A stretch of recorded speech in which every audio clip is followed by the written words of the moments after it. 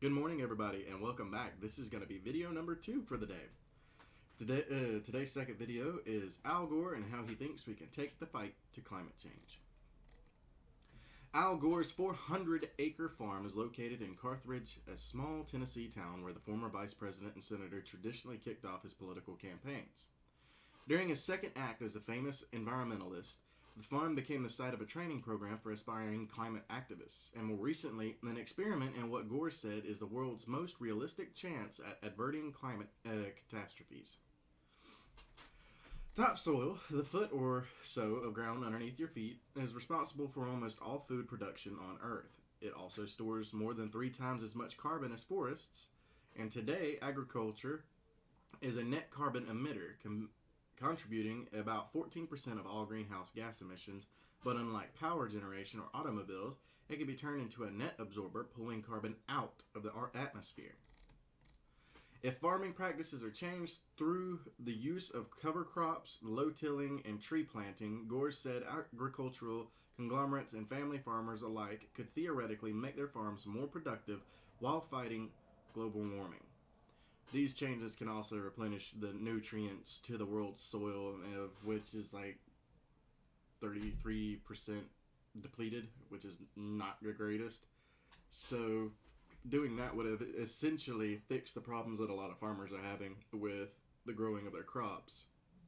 But it was also help replenish it. A virtuous cycle, if there ever was one, and one that's already attracting attention from farmers and consumers and just about everybody to do anything with agricultural. Former U.S. Vice President Al Gore describes drought conditions that preceded the Syrian conflict at a conference on soil science and carbon farming on his family farm October 14th in Carthage, Tennessee.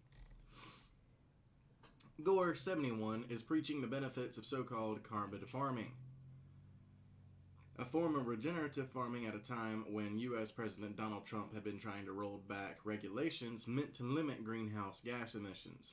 And while science-based climate policy has been a prominent topic in the Democratic presidential campaign trail, it has not always been a priority. Gore, who these days is more of a denim-wearing advocate than reserved technocrat, remains undeterred. His laboratory has been the farm where his parents once raised livestock and grew tobacco. Earlier this month, he invited 450 soil experts, farmers, scientists, chefs, food experts, entrepreneurs, and investors to join him there to discuss how to scale regenerative farming into something that might actually slow climate change. Alright, well that wraps up this article. If you guys would like, you could read the article in its entirety on LinkedIn. You could also follow us on Buzzsprout, Anchor, Instagram, Twitter, YouTube, Reddit, and don't forget that we have a Snapchat and a TikTok. Thank you guys and have a wonderful weekend.